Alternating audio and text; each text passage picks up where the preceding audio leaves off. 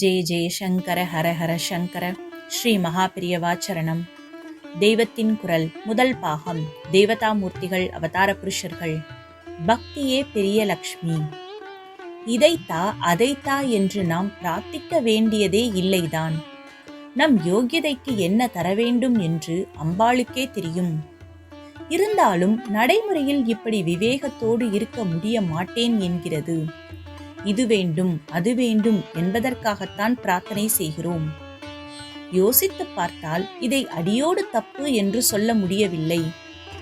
கீதையில் பகவான் பக்தர்களை 4 தினசாக பிரித்து சொல்கிறார். அதிலே மோட்சத்தை விரும்பி உபாசிக்கிற சாதகன், அந்த மோட்ச லட்சியத்தையே பிடித்துவிட்ட ஞானி ஆகிய 2 சாராரை சொன்னதோடு பகவான் நின்றுவிடவில்லை. நோய் நொடி முதலான துன்பங்கள் நீங்குவதற்காக பிரார்த்திக்கிறவன், பொருளை வேண்டி பிரார்த்தனை பண்ணுகிறவன் ஆகிய 2 சாராரை கூட சேர்த்துக் கொள்கிறார். இம்மாதிரி லௌகீக சௌக்கியத்துக்காக வழிபடுகிறவர் கூட தன்னை பூஜிப்பதாக பகவான் ஒப்புக்கொள்கிறார். பகவானே ஒப்புக்கொண்ட விஷயத்தை நாம் ஆட்சேபிப்பதற்கில்லை. ஆனால் கீதா சாஸ்திரம் முதலிய எந்த ஞான நூலாகட்டும், சமய கிரந்தமாகட்டும், இகலோக சௌக்கியங்களை தள்ளிவிட்டு சாஸ்வதமான பேரின்பத்தை தான் நாட வேண்டும் என்பதை லட்சியமாக வலியுறுத்துகின்றன. அப்படியானால் பகவானே முரண்பட பேசுகிறாரா? அப்படி அர்த்தமில்லை. லௌகீக காரியங்களை எடுத்த எடுப்பில் யாராலும் விட்டுவிட முடிகிறதில்லை. ஆனாலும் இந்த நிலையில் இருக்கிற போது கூட எல்லாம் நம்மாலேயே முடியும், நாம் நினைத்ததை எல்லாம் நாமே ராஜாவாக நடத்தி கொள்ள முடியும் என்று நினைத்து விடாமல், நமக்கு மேலே ஒரு மகாசக்தி இருக்கிறது, அதற்கு சக்தி இருப்பதோடு கருணையும் இருக்கிறது, நாம் தழைத்து வேண்டினால் அது அனுகிரகம் பண்ணும் என்கிற நம்பிக்கை இருந்தால் அது விசேஷம்தானே. பணம் வேண்டும், வீடு வேண்டும், பதவி வேண்டும் என்றெல்லாம் பிரார்த்தனை செய்கிற போது கூட இப்படி ஒரு மகாசக்தியிடம் நம்பிக்கை வைத்து அதனிடம் நம் அகங்காரத்தை எல்லாம் தாழ்த்தி கொண்டு நிற்கிறோம் அல்லவா? அந்த மட்டில் இது நாஸ்திகத்தை விட எத்தனையோ சிலாக்கியம்தானே. முதலில் ஏதேதோ வஸ்துக்களுக்காக பகவானிடம் போகிறோம். பூஜை, ஆலய தரிசனம், ஸ்தோத்திரம், ஜபம் என்று செய்கிறோம். கொஞ்சம் கொஞ்சமாக இதுகளில் பிடிப்பு உண்டாக உண்டாக மற்ற வஸ்துக்களில் பிடிப்பு குறைகிறது.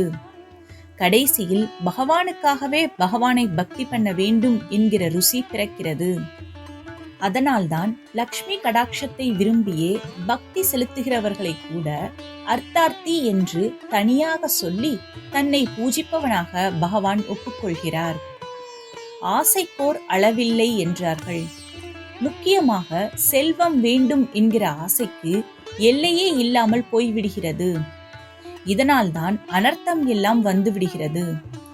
ஞானம் வேண்டும், குணம் வேண்டும் என்றெல்லாம் பிரார்த்திக்கிறவர்கள் எங்கேயாவது துர்லபமாக இருப்பார்களோ என்னவோ.